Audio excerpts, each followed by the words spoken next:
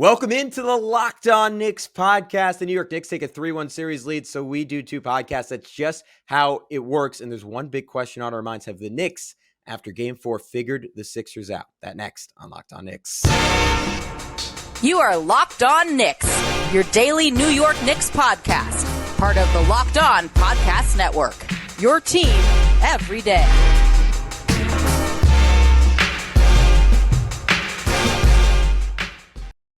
You are Locked On Knicks, your daily New York Knicks podcast. I want to thank you for making Locked On Knicks your first listen today and every day, because we are available on all platforms. So if you're watching on YouTube, first of all, thank you. And if you want to continue making Locked On Knicks your first listen today and every day, be sure to subscribe and hit that notifications bell, because there are days like this where we just randomly decide to be benevolent podcasters and put out 2 episodes, or maybe we just really like talking about this team and there's only so long we can talk about them in one episode. Either way, I'm Gavin, your favorite play-by-play broadcaster's favorite play-by-play broadcaster. He is Alex Wolf, editor-in-chief of the Strickland, the greatest Knicks website in the whole wide world. Alex, I told you before the podcast, but I saw a guy in a Strickland t-shirt at the game today. I said, that's one good-looking Knicks fan. If you want to join him in looking really good at a Knicks game, be sure to check out the Strickland merch. You can find them at all forms of social media at thestrict.land. Get yourself a Jalen Brunson sunglasses shirt. I'm going to order one as soon as we finish off this podcast. But Alex, where I wanted to start off, Joel Embiid was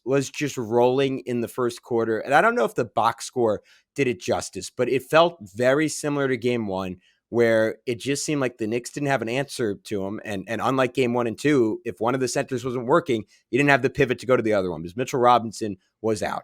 And we just spent the end of last show, and if you haven't seen it yet, maybe just fast forward to that third segment, talking about the OG Anunoby answer and how he seemed to solve Embiid. And I'm wondering how that plays out in game 5 and how long Tom Thibodeau feels it's feasible to go to that matchup, how long it's physically plausible for OG to, whether Nick Nurse has obvious adjustments off it to get other guys involved, or is it just going to be the thing that ends the series and it's the trump card, or as you phrased it, the skeleton key that ultimately unlocks things for the Knicks and Philly just doesn't have a counter move? Yeah, I'm kind of leaning towards skeleton key at this point because, okay, I don't want to turn, obviously there's so many basketball reasons why the Knicks unlocked this and, both on offense and defense, and were able to just so thoroughly dominate down the stretch of this game. And I don't know, you might look at the final score and be like, what do you mean dominate? They only won by I don't know, what was it, 5 points? But yeah, they thoroughly dominated the end of this game. If the Knicks didn't shoot themselves in the foot and not make half their free throws down the stretch, they would have ran away with this down the stretch, because it was just not even close with the amount that they were defending Joel Embiid, or how they were defending him, taking him completely out of the game, making all the other Sixers beat them, and none of the other Sixers were able to beat them at that point.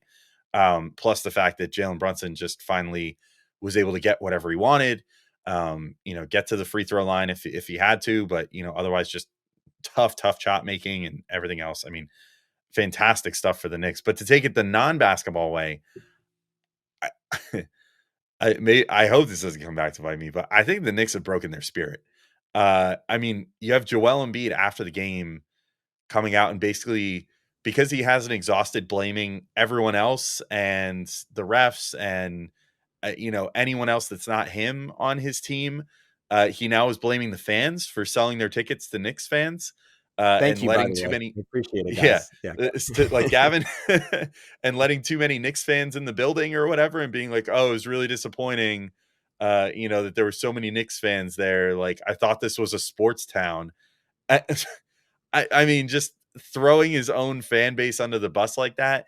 It seems like he basically realizes at this point that it's basically over. I mean, I don't know. I don't know what else to read into it than that, especially considering he's not willing to put any, assign any, responsibility for how things have gone on himself at this point. But I mean, yeah, if the Knicks go back to that defensive alignment again, maybe Nick Nurse is able to come up with something that can combat it to a degree, but who's to say that then the Knicks can't just alternate between man-on-man covering Embiid and still throwing some of those doubles at him versus going the Anunoby route and, throwing the hard doubles with Anunoby and running the ball denial, whatever.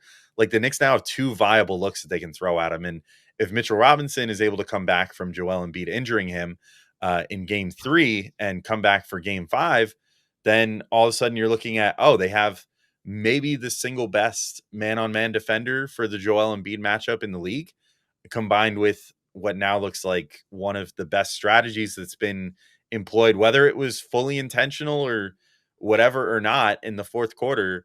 I don't think Tibbs would look that gift horse in the mouth and say no.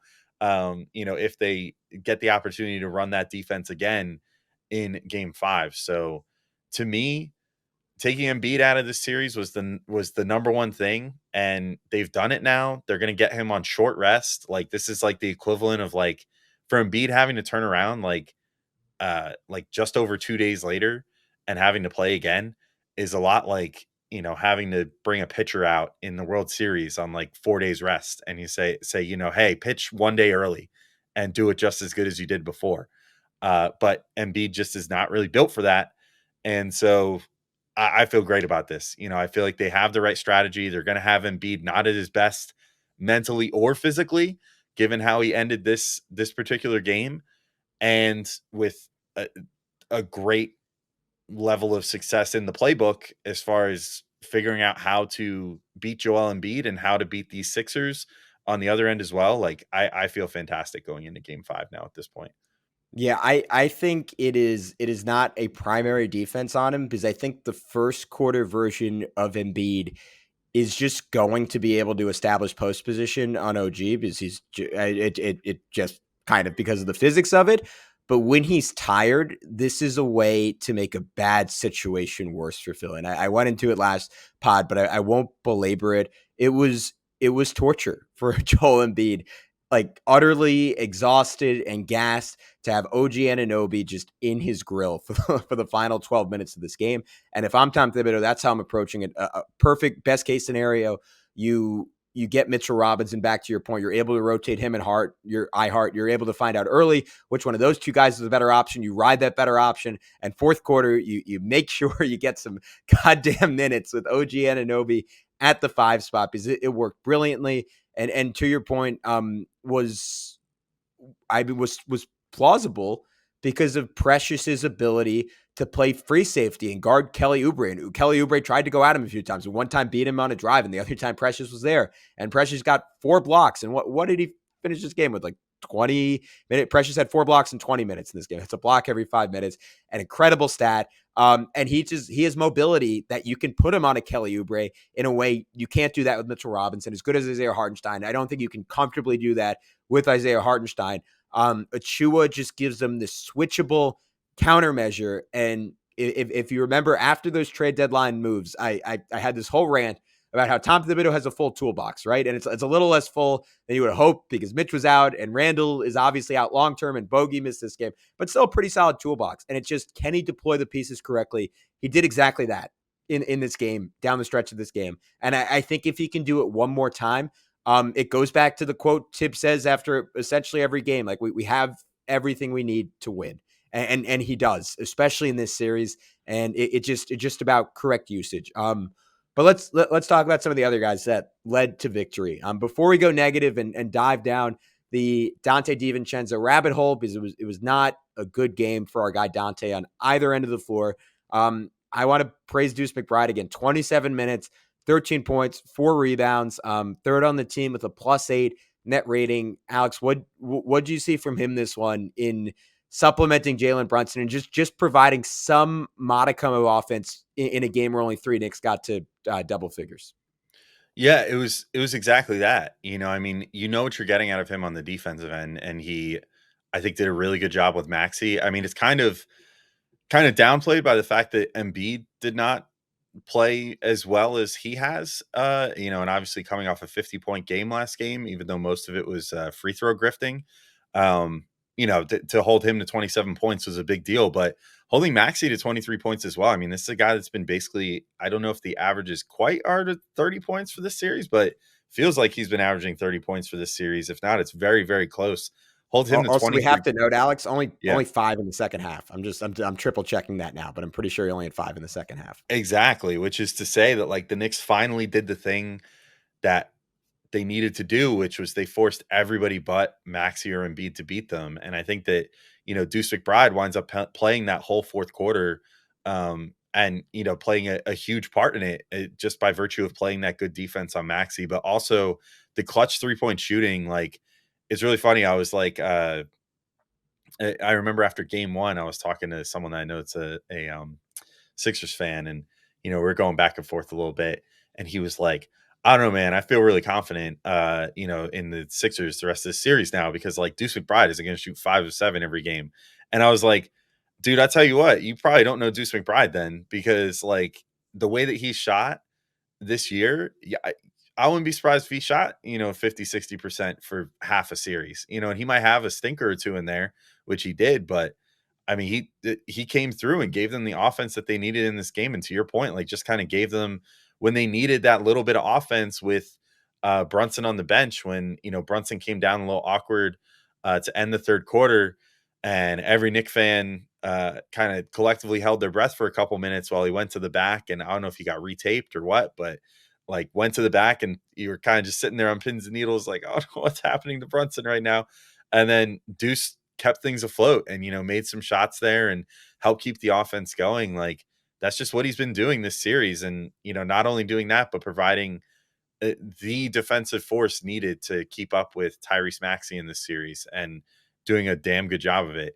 I thought that he just put together another really, really fantastic game in this one. But Gavin, we also have to get into, as you said, Donte DiVincenzo, and how he played. Maybe some final notes on Deuce, if you have any more that you want to get into. Plus, discuss a little bit the fact that there was a Bojan Bogdanovic injury in this one, which more or less turned this into a 7-man rotation for the Knicks.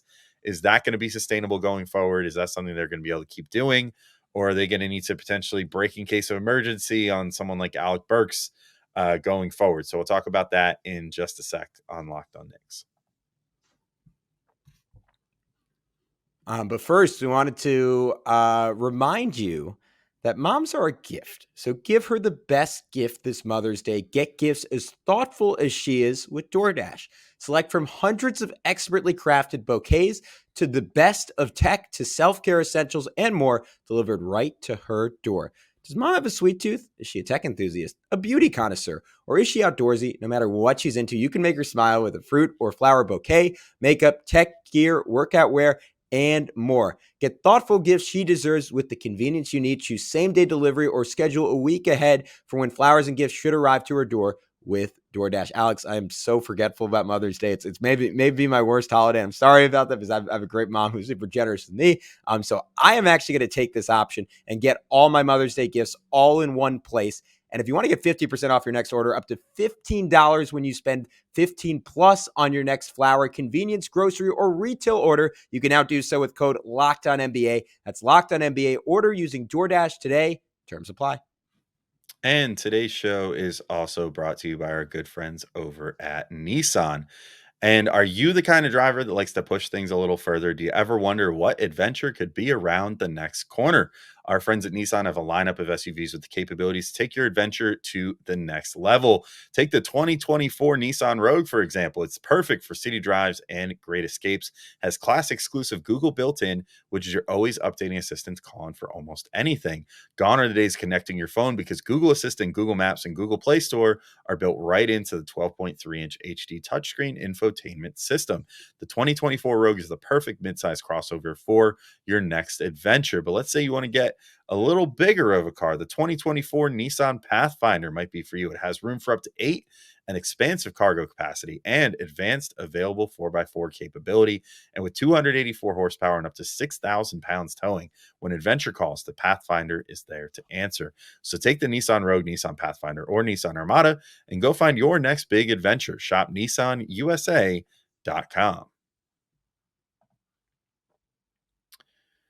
All right, Gavin, we're back in to keep talking through some stuff with this game. And, we've gone, I don't know, total between these two episodes, which, again, if you haven't listened to our first episode of the day, make sure to go back and listen to our part 1 of our Game 4 breakdown. But we've gone through maybe, I don't know, 45, 50 minutes of effusive praise for the Knicks in this game here. But unfortunately, we've reached the point where there's a couple negatives we have to get into, and one of which, unfortunately, was Donte DiVincenzo. I don't know what's going on with dude these last couple games, but after that huge miracle ending to game 2 and him being the hero of that game, it just has not been as great ever since then. And that continued in this game. He ends in 28 minutes shooting 3 of 11, 2 of 7 from 3, had just 2 boards other than that for 8 points. He was a -7, which was worst on the whole team for this game. And those 2 3-pointers came within like a minute of each other early in the third quarter. Yeah, so they were back to back, and other than those 2 makes, like there was just not a lot going on for him. To my eye, Gavin, I think like we've been talking about this all series. It's a little bizarre that it seems like they're not running as much for him anymore. And we saw so much that he was able to develop during the time when he was like the de facto number 1 option during all the injuries and everything.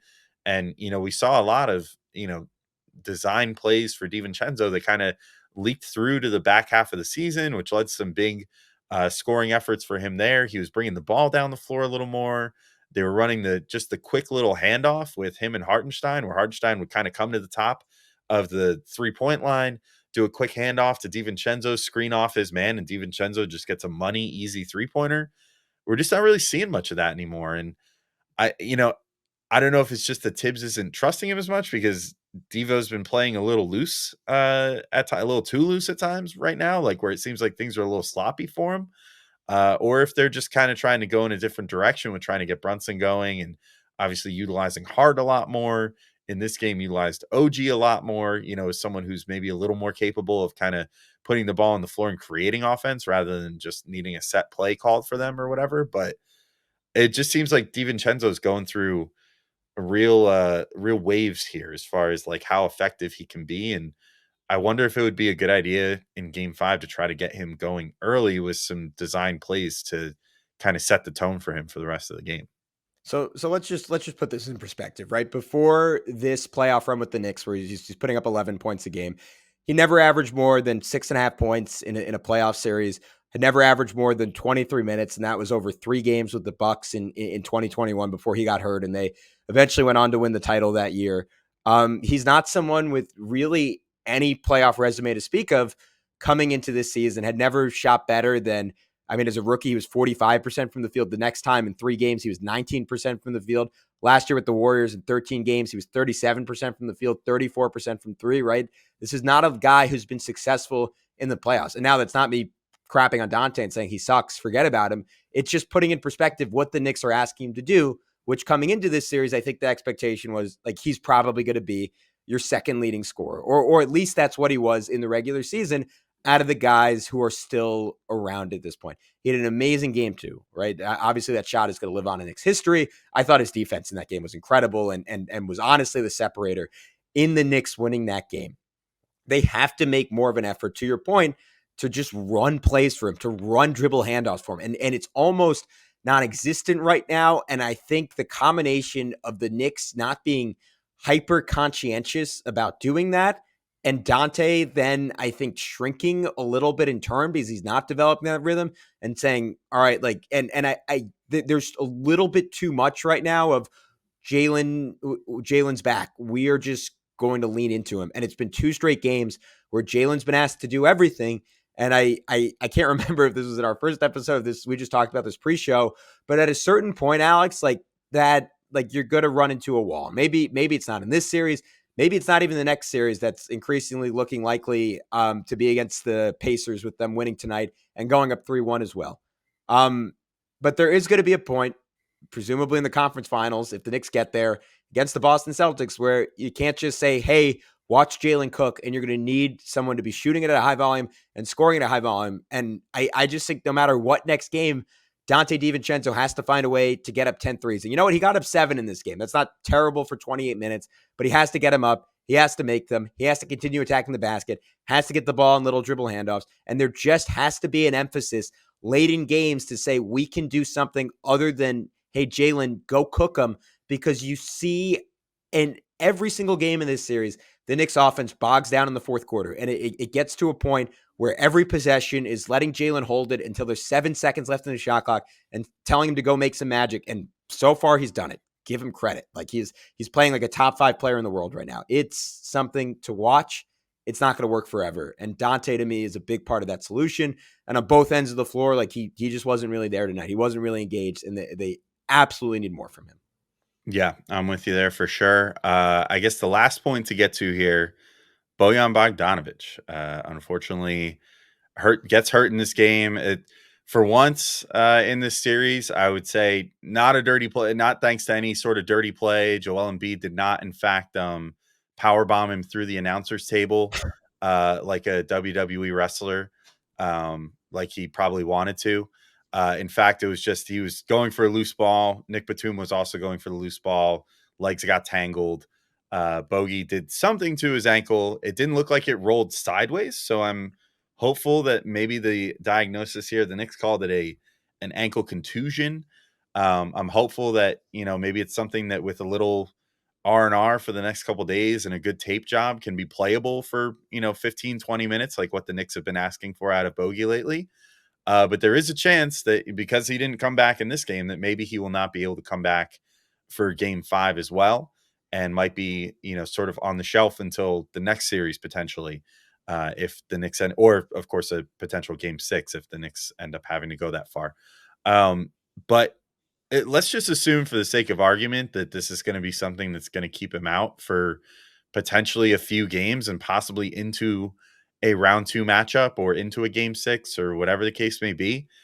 What are your thoughts as far as the Knicks potentially expanding this thing out? Because they made it work today with a 7-man rotation, and it went pretty well. Obviously, they won the game, but I feel like that's not something you can necessarily go with all the time. And sometimes you just need more fresh guys available because sometimes guys just aren't hitting shots or whatever, and you need to just kind of throw another guy out there and be like, hey, like, can you make us a couple threes real quick? Because like we just really need that right now while we're waiting for Brunson to come back in, or whatever the case, or like Dante's not really hitting right now, or whatever the case may be. Sometimes you just need that extra offense.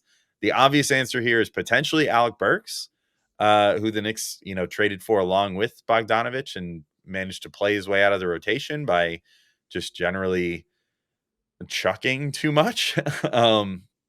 But I don't know. I go back and forth on whether the Knicks would be able to make this work, because the only guy that's a regular rotation player that maybe figures to be back by next game would be Mitchell Robinson. And that only really has a bearing on how many minutes Precious Achiuwa ends up playing. That doesn't really do anything to swing where you go as far as replacing Bogdanovic potentially. So where do you come down on that, Gavin? Yeah, it's tough because the Knicks are just staring down, being very small when Anunoby's off the floor, unless they want to go double big. And we watched that gross offense down the stretch of the season. And it just, I mean, look, not that Precious was a wonderkind on offense today. 1 point in 20 minutes, 0 for 5 from the field. But if you want Jalen to keep being Superman, you better give him a space floor. So I think if Bogey's out, the Knicks are gonna have to gamble a little bit and say, all right, I hope maybe it's a 1 in 3 chance. I hope we end up on the right side of Alec Burks' 3-point variance, and he can come out and hit 2 or 3, because that's really what we're talking about here, right? Can he come out and go 2 for 4, 2 for 5 on threes? Could he have one nice assist, get to the free throw line once, like that and not be a tire fire defensively?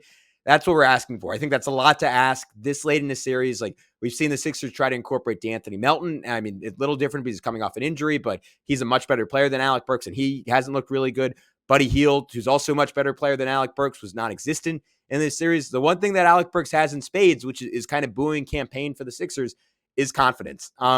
Those lineups are going to be small, though, right? Like, there's really no way around that. And I would almost lean further into going Brunson, Devo, Deuce, and Hart at the 4. And again, that's an issue because Anunoby played 47 minutes. Hart played 46 minutes. So you're going to have to rotate those two at power forward. And I think you're going to have to get Deuce McBride closer to 33 or 34 minutes if you want to go that direction.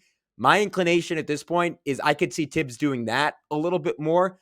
I don't see him playing Alec Burks. I just think he is very much a trust guy, and you have to earn my trust. And Burks had it for years to an irrational point. But with the new Tom Thibodeau, he got his makeover. He went on Queer Eye for coaches. That would be a fun show. I'd love to see Greg Popovich on it. But I don't think he trusts Alec Burks anymore. I think it's like Meet the Fockers. He's out of the circle now. So I think he sticks with 7. I think the guys probably play crazy minutes in game 5. I think if that doesn't work in game 5, then maybe you see him pivot. Maybe you see him play more small ball. Maybe it's Burks a little bit more. But my initial thought is we're not going to see Burks next game. Yeah, I think so too. I think that would be something that maybe they would explore if they manage to get through game 5 and win. And then it's like, okay, now we're prepping for Indiana or for, by some miracle, Milwaukee. So we're getting ready for the next opponent. And you've got a medical report in front of you that says, oh, it's very unlikely that Bojan Bogdanovic is going to play in this series. Then maybe Tibbs starts saying, all right, Alec, like get up and like get your butt in gear, dude. Like we're going to need you to play a lot differently than you were playing when you lost your way in this rotation. So we're going to find ways to implement you for like 10 to 15 minutes a game. And you're going to follow a strict diet of shots and a strict way of playing. And if not, we'll go back to 7 guys again if we have to. But hopefully we don't have to do that. So yeah, I kind of with you. I think that if it comes down to it and Bojan can't play next game, Tibbs is just going to be like, you know what, no matter what, we're going to get a rest out of this. I think, I mean, maybe this is wishful thinking on my part, but even if, things are looking sort of dire in Milwaukee at the moment, and, it seems like things might get wrapped up there potentially in the same amount of games, I think you can make a case that like the Bucks, if they get, Dame and Giannis back for their game 5, should be able to at least push that series to 6 games, in which case the Knicks get a little extra rest time. And I think Tibbs will be looking at that, especially because they're already on an offsetting schedule with that other series, and be like, let's just get this win and we'll figure it out later. Like I need the guys that I know can win the game for me out there. And that's going to be these 7 for this game. Or maybe 8. I don't know. Like if he decides to alternate Mitch and Precious a little bit off the second unit, depending on what's working, maybe you get an 8-man rotation, but like an unconventional 8-man rotation where it's, 2-3 guys rotating in at the center spots, try to neutralize Embiid and finish that series off. Different looks thrown at Embiid, whether it's Anunoby guarding him, whether it's, Hartenstein or Mitch manning up or, whatever. But I don't know that they would necessarily go to Alec Burks. And I think I'm with you on that one. But anyway, Gavin, I think this is a good note to end our second episode of the day on. Sadly, I think we've exhausted all of our talking points, so there won't be a third episode today. But there will be plenty more coming up, including a Game 5 preview with a special guest coming up on Tuesday. And, of course, Game 5 recap coming the day after, and then potentially previewing in another series after that. So we'll see what ends up happening there. But until next time, thank you all for listening, and we'll talk to you soon. Peace out, everybody.